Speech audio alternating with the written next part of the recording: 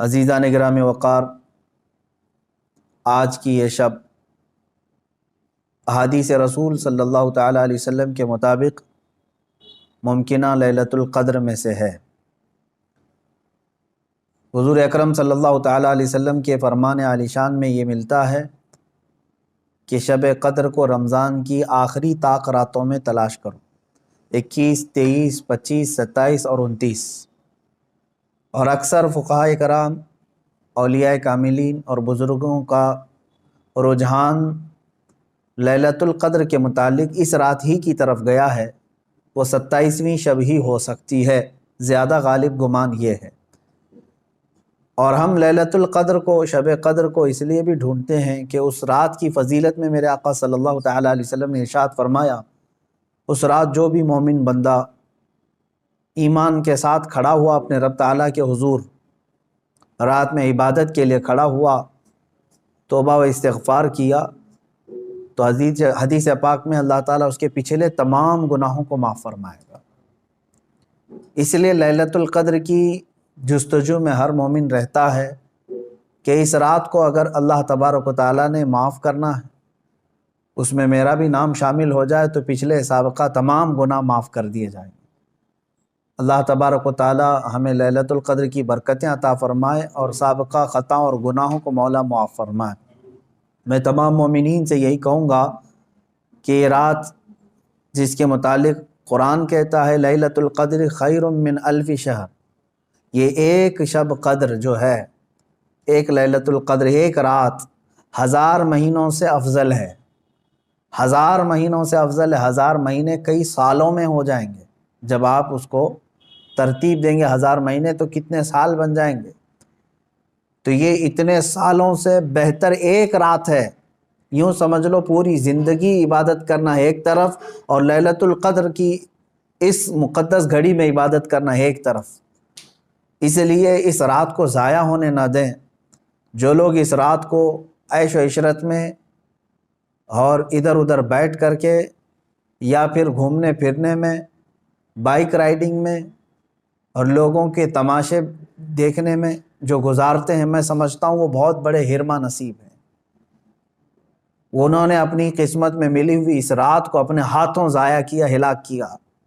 اور اسی لیے میرے آقا صلی اللہ تعالیٰ علیہ وسلم کی حدیث بھی ملتی ہے، وہ شخص تباہ و برباد ہو جائے، ہلاک ہو جائے جو رمضان کو پایا مگر اس کی قدر نہیں کیا۔ اب حضور پاک صلی اللہ تعالیٰ علیہ وسلم نے اس کے لیے دعائے ہلاکت فرمائی ہے، تو ایسا بندہ تو ہلاک ہونا ہی ہے، ایسے کو تو برباد ہونا ہی ہے جو رمضان پایا لیکن اس کی قدر نہیں کر سکا۔ تو میرے عزیزو، میں تمام نوجوانوں سے یہی کہوں گا، تمہارے لیے کھیلنے کودنے اور دوسرے کاموں کے لیے اور بھی بہت سارے اوقات ہیں، لیکن اس پاکیزہ وقت کو اس طرح ضائع نہ کرو۔ اور جو دیکھنے میں ملتا ہے، اس رات کو لوگ دوست احباب کے ساتھ نکل پڑتے ہیں، چلو عیش و عشرت کرنا ہے، کچھ گھومنا پھرنا ہے، لوگوں کو پریشان کرنا ہے۔ اب تو حالات لاک ڈاؤن کے ہیں، باہر اگرچہ جانے نہ ملے مگر اپنے نوجوان بچے اپنے ہی محلے میں لوگوں کو، پولیس کو پریشان کرنے کے لیے نکلتے ہیں۔ تو کیا یہ رات اس طرح کے عیاشیوں کے لیے آتی ہے؟ کیا تم اس کو اوروں کی طرح، غیروں کی طرح سمجھتے ہو کہ انٹرٹینمنٹ کی ایک رات ہے، دوسروں کے تہواروں کی طرح رقص کرنا، ناچنا، شراب پینا؟ معاذ اللہ، یہ وہ رات ہے جو تمہارے سابقہ گناہوں کو معاف کرنے کی بشارت لے کر کے آ رہی ہے۔ تم اس کی طرف توجہ نہیں دیتے، تو پھر ایک بات یہ بھی یاد رکھ لو، تم میں سے کسی کو یہ بات خبر نہیں ہے، کسی کو معلوم نہیں ہے کہ اگلا رمضان تمہاری زندگی میں آئے گا کہ نہیں آئے گا، نہیں معلوم ہے۔ یہاں تو لاشیں اس طرح سے دیکھنے کو مل رہی ہیں، روزانہ موت کی خبریں اس طرح عام ہو چکی ہے۔ تو آپ اندازہ کرو کہ اگر آپ کو اللہ تعالیٰ نے یہ رات عطا کیا ہے تو یہی سوچ کر کے کہ آپ عبادت کرو کہ شاید میری زندگی کی آخری رات ہوگی، یہ لیلۃ القدر شاید میری زندگی میں دوبارہ نہیں ملے گی۔ جب یہ تصور تمہارے اندر آئے گا تو انشاءاللہ عبادت کا ایک ذوق بھی بڑھ جائے گا، لطف بھی آئے گا، اور اللہ تعالیٰ سے گڑ گڑا کر کے مانگو گے بھی۔ اس طرح سے مانگو کہ مولا اگر یہ میری زندگی کی آخری شب قدر ہے تو اس رات کو بخشے بغیر مجھے اپنی جگہ سے نہ اٹھا، میرا نام بخشے ہووں میں شمار فرما۔ جیسے کہ حضور پاک صلی اللہ تعالیٰ علیہ وسلم مکہ مکرمہ حاضر ہوئے اور جب واپس ہونے لگے تو خانہ کعبہ کے پاس آپ نے یوں دعا فرمائی تھی کہ اللہ اگر یہ میری آخری زیارت ہے خانہ کعبہ کے پاس تو پھر یہاں سے مولا ہم سب کی مغفرت کے بغیر ہمیں باہر نہ فرما۔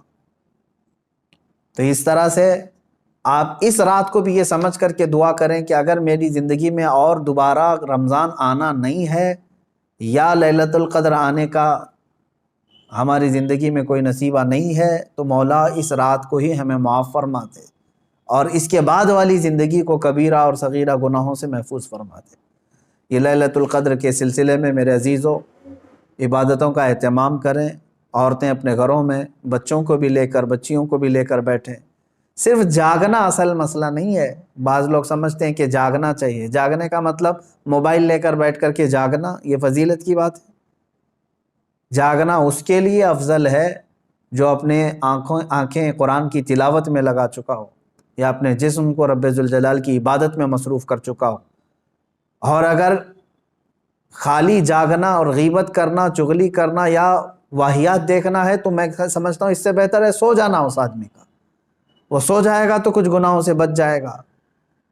تو یہ محض گناہ کرنے کے لیے جاگنا یہ افضل نہیں ہے اور نہ ہی اس میں کوئی نیکی کی بات ہے۔ اللہ تبارک و تعالیٰ سب کو اصلاح کی توفیق عطا فرمائے۔